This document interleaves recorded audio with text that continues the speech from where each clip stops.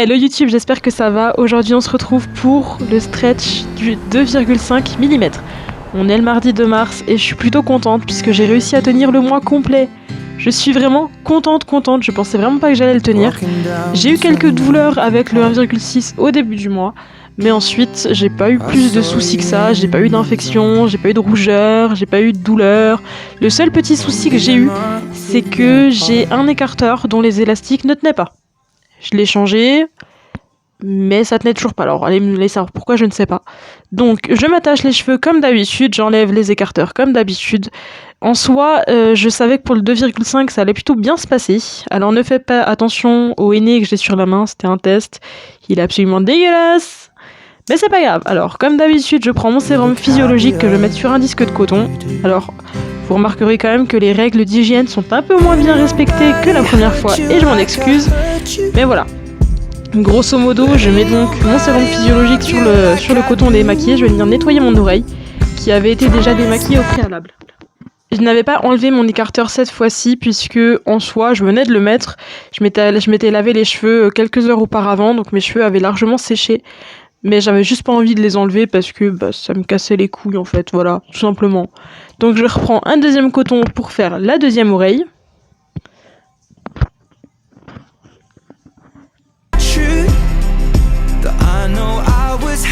Alors les règles d'hygiène ne sont absolument pas respectées, hein. J'ai clairement pas de gants, j'y vais clairement à l'arrache. Je m'étais quand même désinfecté les mains avant, mais voilà, sans plus. Je touche mon écarteur, tout va bien quoi, tout va bien.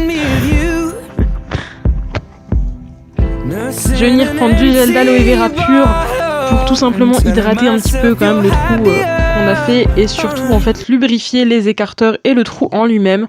Alors vous voyez que le trou n'est pas énorme, hein. Clairement j'avais doublé donc la dimension du premier trou. Là je vais pas le doubler, mais je vais quand même monter d'un petit millimètre. En soi il devrait pas y avoir de soucis. Voilà.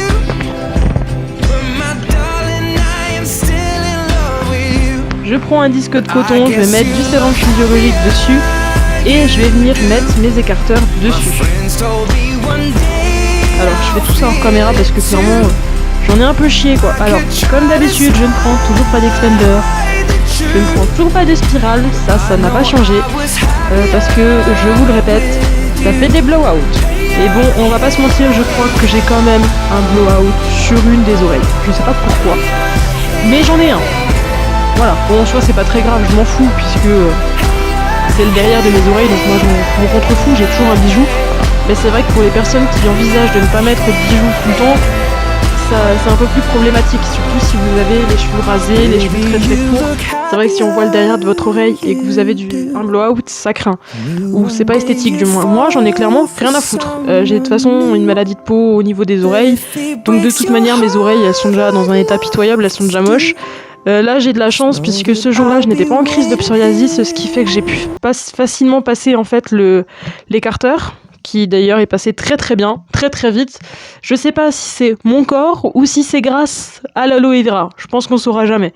Mais c'est vrai que si je suis en crise de psoriasis c'est un peu plus compliqué parce que du coup j'ai les oreilles qui grattent, j'ai les oreilles qui tirent et clairement à ce moment-là le stretch je peux clairement pas le faire. Donc on verra si le jour où je voudrais le faire, c'est-à-dire le 1er avril, ça sera pas une blague, mais on verra si je suis en crise ou pas, sinon ce sera reporté de quelques jours je pense.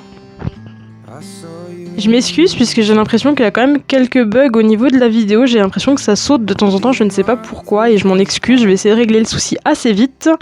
Donc là, je vais essayer de passer le deuxième. Ce qui est chiant avec les écarteurs tout petits, en fait, c'est que les élastiques, ils sont clairement chiants à mettre, ils sont vraiment galères à mettre. Combien de fois, ce mois-ci, j'en ai chié pour mettre l'élastique après m'être lavé les cheveux, c'était une catastrophe. Mais voilà, je suis plutôt contente, ils sont passés assez vite, j'ai pas de douleur, donc tout va bien. Je vous avoue qu'en fait, ces écarteurs-là, j'essaye de pas trop y faire gaffe, parce que je change quand même assez régulièrement les écarteurs en silicone qui sont en 10 mm. Bah alors ceux-là, je les change pas du tout, j'y touche pas, j'y touche que quand je me lave les cheveux, mais sinon j'y touche pas. Alors là, j'avais perdu mon élastique, ça m'a un peu fait chier. Bah du coup, j'ai pas. Vous voyez que les règles d'hygiène sont encore une fois pas respectées, puisque j'aurais dû nettoyer l'élastique.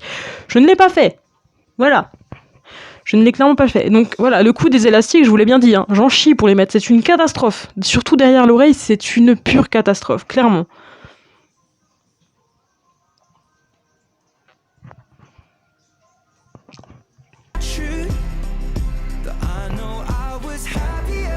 Donc moi je vous dis au mois prochain pour une nouvelle aventure de Stretch. Bisous.